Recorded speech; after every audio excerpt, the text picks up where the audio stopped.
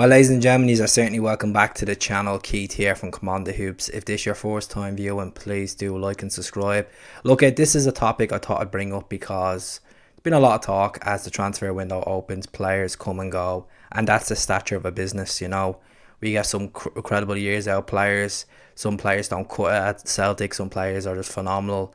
Interest comes in, and it's natural for clubs to be interested in their players, especially when we're winning trebles, especially when they've experienced a Champions League football under our belts, and if they're doing well for the national team, there will be clubs in England that are going to be hedge-hunting to try to lure them down to English football. And back about 10 years ago, you could say Celtic wasn't a stepping stone for English football, and a lot of Celtic fans hated the thoughts of them words, but it is. Unfortunately, it's just down to the money that they have down there, the better standard of football, you know, the wages as well that can offer about 3 or 4 times the amount. And Ange has gone down there. He's done a phenomenal job at our team, and we now have Brendan in, which Brendan knows mass experience about the Premier League, and it's about retention. That's the word this video is all about. It's about retention. It's about keeping your assets. Now, we have a crop of Japanese players that came in over the last 2 seasons, have been phenomenal. Ryo Hatate, Kyogo, Maeda, you know. Karabashi hasn't cut it just yet. You know, Iwata, we've only seen spells of him. Ideguchi didn't work out. We brought Jota in from Benfica on a permanent deal. We got Carter Vickers in from Spurs on a permanent deal at the start of last season. And we want to keep these players to make a statement, to qualify beyond the group stages in the Champions League, or even get into the Europa League and make a point in that competition as well. But we have money there, as we all know, but there's been a lot of talk, and look, there will be talk, and it's natural for players to be linked to clubs, and I don't want people getting upset, getting annoyed about it, because that is football. Kyogo is linked to Burnley. The reports came from the Mirror that Burnley are now promoted to the Premier League. Vincent Kompany and Burnley are eyeing up an 18 million fee for Kyogo. He's at the scoring 34 goals. It's a no-brainer that they're linked with him to try and get him to the Premier League. He has Champions League experience. He has Europa League experience.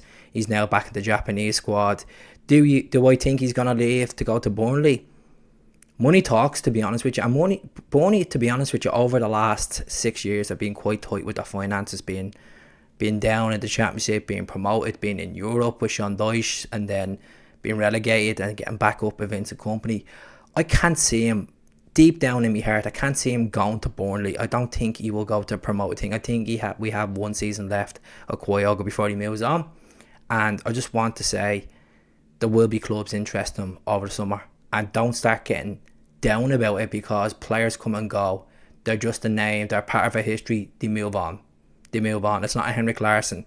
You don't have to have that attachment. And it's hard to not have attachment to like Kyogo, which is unbelievable with the celebrations, and he's just a humble guy, you know. It's that Japanese culture, but I can't see him going. The next one I want to talk about is Ryo Hatate, 25 years of age, had a phenomenal season last season. Obviously his debut the season before came after the January transfer window against Hibs, smashing debut.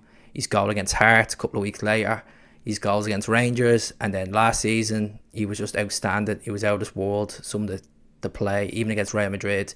Will I see Ryo Hatate go? To be brutally honest with you, I think he will go. And Spurs are sniffing around, Brighton are sniffing around, and will he go to the likes of the Premier League to see if the grass is greener on the other side? Perhaps. And if he goes and we get a decent fee from between 18 to 20 million, snap and take it. We got these guys for little to nothing. Kyogo was bought for what? Just under 4 million quid. And we're going to sell him for 18. I think Celtic need to push with Kyogo and try to get 25. To be honest, for a guy that has Champions experience, you know. Same with Hatate. I think we could push for 25 million for Hatate. I think we're looking at it all together. If we were to let Kyogo, Rio, Jota and Vickers go, we're looking at probably, perhaps, and this is no exaggeration, over 100 million for them boys. And that's 100 million where Celtic could bank and go out and tap into their markets and get really good gems. But we don't want these players to go because they're quality, they're absolute quality.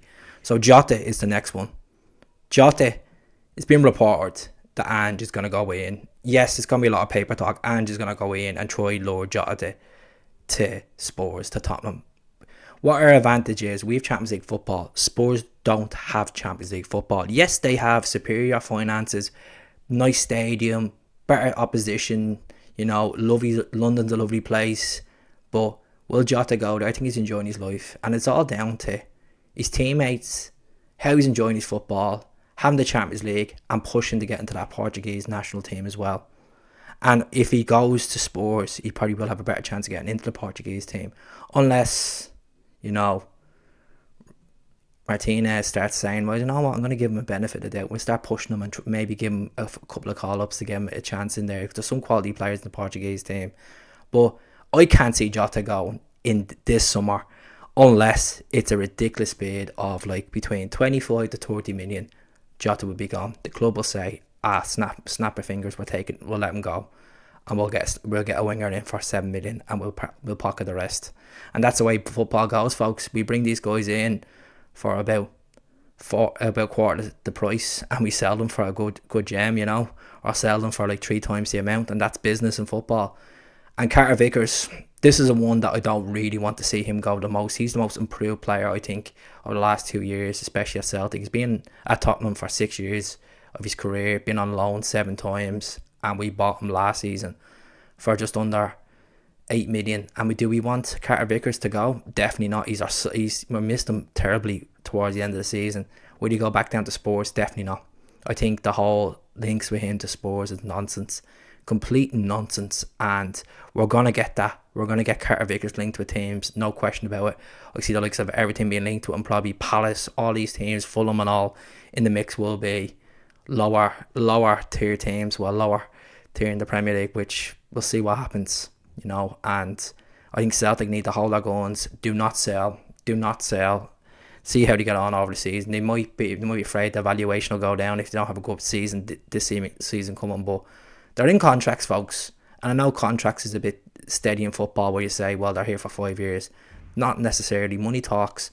And if we can keep our assets, and Callum McGregor can sit down with these players and say, look, and especially the gaffer says, look, if you want to go to the Premier League, go to the Premier League. If you want to be a part of my team and build success, you stay here, and we'll move on to something good. So let us know what your thoughts is. I'm going to do a video in the next couple of days about incomings and outcomings, and hopefully talk about all the deadwood, who I think should go, who I think should have a chance, who I think would be good under Brendan Ball. So I'll speak to you all soon. Hell.